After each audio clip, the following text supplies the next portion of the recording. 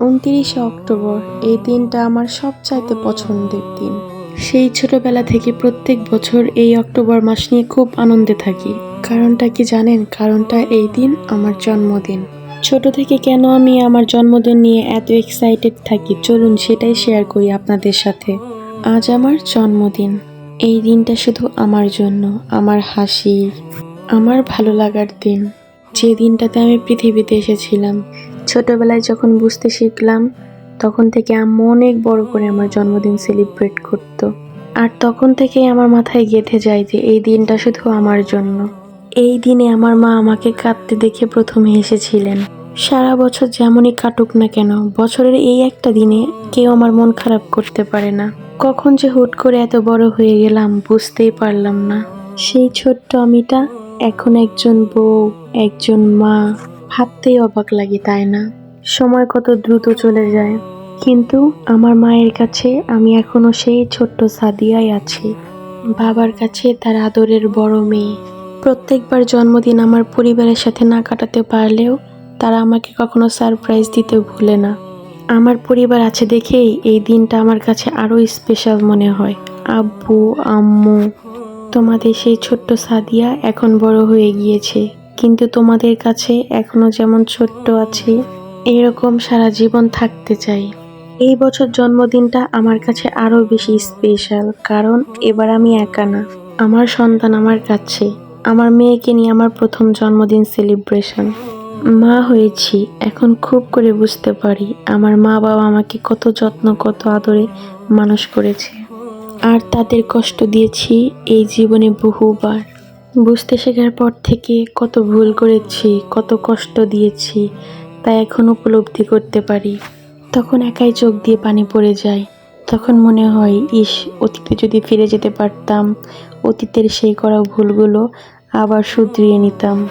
জানি না এই ভিডিও তোমরা দেখবে কিনা, কিন্তু তোমাদের আমি অনেক ভালোবাসি। আর হ্যাঁ, আমার এই জীবনে সুখ দুঃখ মিলে কত ঝড় গিয়েছে, সব পাড়ি দিয়ে আজকে সুখী আমি, পরিপূর্ণ আমি সাদিয়া। সবাই আমার জন্য দোয়া করবেন, এই দিনটা যেন বারবার আমার জীবনে ফিরে আসে। জীবনে কিছু স্বপ্ন এখনো অপূর্ণ আছে, সেগুলো যেন খুব তাড়াতাড়ি পূরণ করতে পারি। অনেকে আমাকে বলে যে আপু, তুমি অল টাইম এত হাসি খুশি কেমনে থাকো?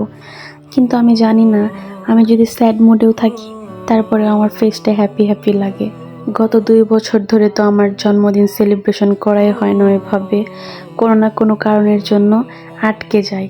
মানে সেই দিনে যে কি হয়, তারপরে আলহামদুলিল্লাহ এবার অনেক বেশি ভালো লাগতেছিল যে ফাইনালি ঝড়-ঝাপটা বৃষ্টির পর আমার জন্মদিন সেলিব্রেশন হচ্ছে। কারণ আজকেও দুপুরের দিকে এত বৃষ্টি, আমি তো ভাবছিলাম যে হইছে, এইবার আমার জন্মদিন আর ভালোভাবে সেলিব্রেশন করা হবে না। এই সুন্দর সেলিব্রেশনটা আমার এই বছরের বন্ধু, পরিবার, ভালোবাসার মানুষগুলো, সবাইকে ধন্যবাদ এই বিশেষ দিনটি আরো সুন্দর করে তোলার জন্য। আর আমার প্রিয় মানুষটাকে অনেক মিস করেছি, এই বছর একসাথে নেই আমরা। আর হ্যাঁ, আমার জন্মদিনে আমাকে সবার আগে উইশ করে আমার সেই প্রিয় মানুষ। সে হয়তো বসে থাকে যে কখন 12টা বাজবে আর সে আমাকে উইশ করবে। আজকে হয়তো সবাই ভাবছে আমি এত কথা কেন বলছি। আসলে আমি অনেক দিন ধরে ভাবতেছিলাম যে আমার এই জন্মদিনটা নিয়ে আমি কিছু কথা শেয়ার করব সবার কাছে, যেন এটা সবার কাছেও থাকে, আমার কাছেও থাকে। এটা যখনই মন খারাপ থাকবে এই ভিডিওটা আমি দেখব।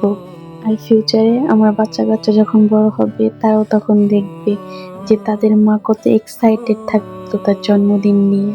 Happy birthday to me.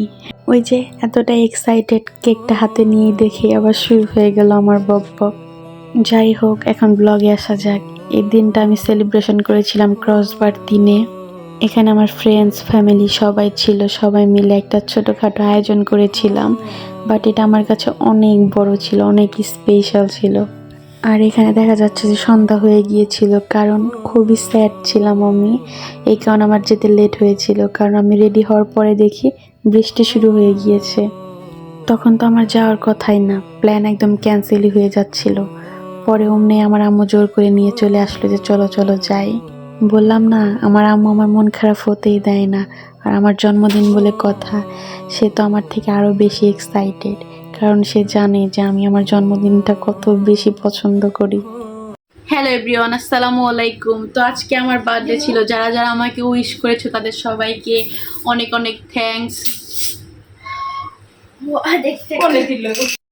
তো আজকে আমার বার্থডে লুকটা কেমন হয়েছে অবশ্যই সবাই কমেন্ট করে জানাবেন। আল্লাহ হাফেজ। মাথা হাফেজ।